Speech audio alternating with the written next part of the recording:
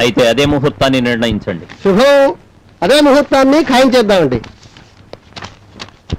ఓం శతమానం భవతి శతాయ పురుషస్యేంద్రియ ఆయుష్యేవేంద్రియే ప్రతిష్ఠతి.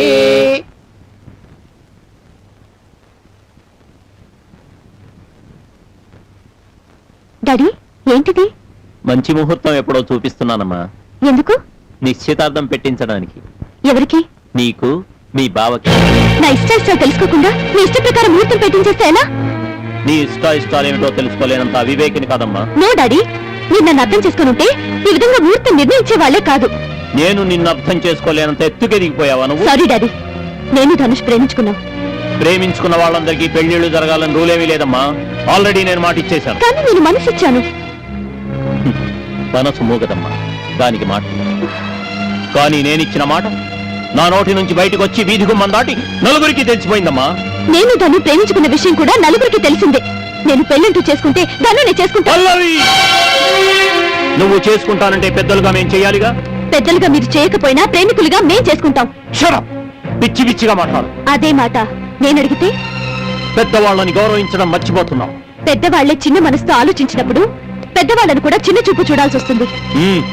నువ్వేమిటో, నీ గతం ఏమిటో తెలుసుకోకుండా మాట్లాడుతున్నావు. నాకంతా తెలిసి మాట్లాడుతున్నాను. నువ్వు తెలుసుకోవాల్సినవి ఇంకా చాలా ఉన్నాయి. నీ అమ్మ చనిపోతూ నిన్ను మీ బావకిచ్చి పెళ్లి చేయమని మాట తీసుకుంది. ఆమె తీసుకోవడానికి, మీరివ్వడానికి నా మనసేమి ఆడుకునే ఆట బొమ్మ కాదు. చనిపోయిన మీ భార్య కోసం బ్రతికున్న నా మనసును చంపుకోమంటారా? Impossible, highly impossible. మన జీవితాలకు కొన్ని కట్టుబాట్లున్నాయి. వాటి పరిధిలోనే జీవించాలి. వాటిని అనుసరించే మనం బ్రతకాలి. అలా అని నా మనసును చంపుకొని బానిసలా బ్రతకడం నా వల్ల కాదు. అందుకే నా ఇష్టం వచ్చిన వాడిని ప్రేమించాను. కానీ సడన్ గా ఇప్పుడు నా ఇష్టాన్ని కాదని నీ ఇష్టం వచ్చిన వాడిని పెళ్లి చేసుకోమంటే నో, నెవర్. పల్లవి, ఆగు.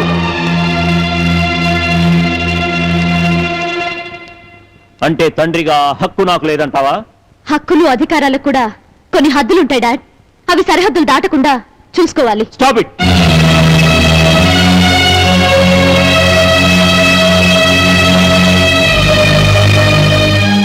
ఇప్పటిదాకా నీ తండ్రి ఓ కోటీశ్వరుడన్న విషయం మాత్రమే నీకు తెలుసు. కానీ ఆ కోట్లకి అధిపతి నీ బావేనన్న నిజం నీకు తెలియదు. ఇన్నాళ్లుగా నువ్వు తింటున్న తిండి, తిరుగుతున్న కారు, ఉంటున్న ఇల్లు, కట్టుకుంటున్న గుడ్డ, ప్రతిదీ మీ బావతి. అంతెందుకు, నువ్వు కాళ్లకు తొడుక్కున్న చెప్పుల నుంచి కళ్లకు పెట్టుకున్న కాటుక దాకా ప్రతిదీ నీ బావతేనా? ఈ ఇంట్లో మనం విలువైన మనుషులమ్మా. మనకంటూ ఏమీ లేదమ్మా. ఇన్నాళ్లుగా ఈ ఇంట్లో పెరిగిన బిచ్చు మనమంటే ఎంతో విశ్వాసంగా ఉంటుంది. అలాంటిది 30 సంవత్సరాలుగా అతని ఆస్తి ఐశ్వర్యాలు అనుభవిస్తున్నాం. ఆ బిచ్చుపాటి విశ్వాసం కూడా లేకపోతే మీ బావ దృష్టిలో మనం ఆ బిచ్చు కన్నా హీనమైన మనుషులం అవుతాం. విశ్వాసంతో పాటు మాట నిలబెట్టుకోవడం నా ధర్మం. ఈ తండ్రి మాటను గౌరవిస్తావని ఆశిస్తున్నానే గాని శాసించడం లేదు. ఇంత చెప్పిన తర్వాత కూడా నా మాట కాదంటే మనిషి జన్మకు విలువే ఉండదమ్మా. ఆ తర్వాత నీ ఇష్టం.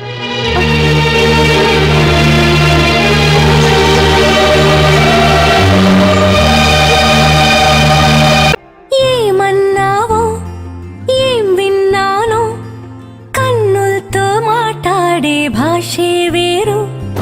ఏదో మాయా చేసావయ్యా, మనసులతో పాటాడే రాగం వేరు. చిన్ని చిన్ని ఆసే సిరి వెన్నెల్లో నా పూసే, గుండెల్లో నీ ఊసే ఒక భాసే చేసే. గుచ్చే చూపుల్లో నా రవిచ్చే నవ్వు.